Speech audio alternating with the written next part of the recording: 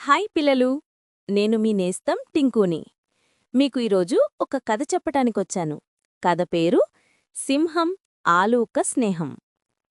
ఇక కథలోకి వెళ్దాం. పక్షుల కిలకిలలు, జంతువులు దూకుతూ, కుందేళ్లు గింజలు తింటూ, కోతులు చెట్లుపై ఆడుతూ, ఒక పెద్ద అటవీలో శక్తివంతమైన సింహం ఉండేది. అది అందర్నీ భయపెట్టేది. జంతువులు దూరంగా ఉండేవి. కాని సింహానికొక లోపముంది. అది గర్వంగా ఉండేది.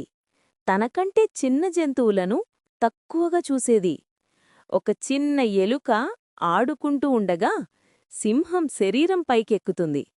సింహం గర్జిస్తూ, ధైర్యం ఎక్కువైంది. నామీదెక్కావా?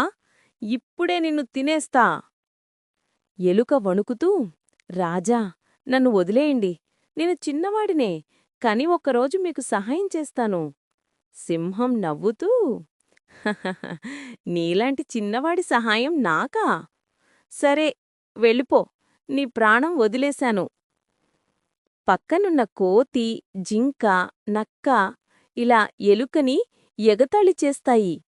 హహహ, ఎలుక సింహానికి సహాయం చేస్తుందట. కొన్ని రోజుల తర్వాత వేటగాళ్ళు వస్తారు. వారు పెద్ద వల వేస్తారు. సింహం ఆ వలలో చిక్కిపోతుంది. సింహం గర్జిస్తూ, ఆగ్! నన్ను వదిలించండి, ఎవరో సహాయం చేయండి. అటవీ జంతువులు చూస్తాయి, కాని ఎవ్వరికీ దగ్గరికి వెళ్లే ధైర్యముండదు.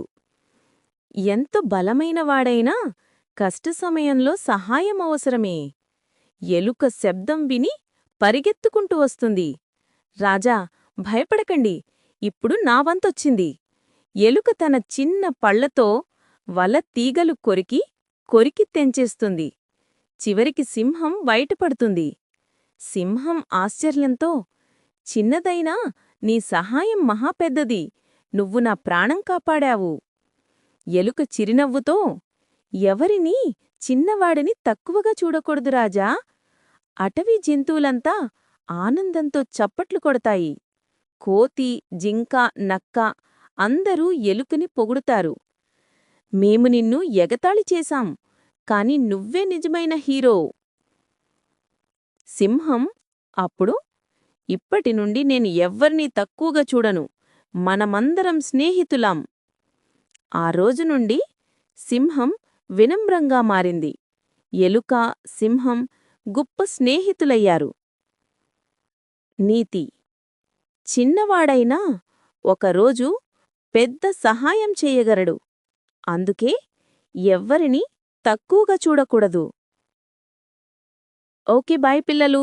మీకు నేను చెప్పిన కథ నచ్చినట్టయితే లైక్ చేయండి, మీ ఫ్రెండ్స్కి షేర్ చేయండి. కింద ఎర్రగా సబ్స్క్రైబ్ బటన్ నొక్కి సబ్స్క్రైబ్ చేయండి. ఇక రేపటి కథలో కలుద్దాం. ఉంటాను.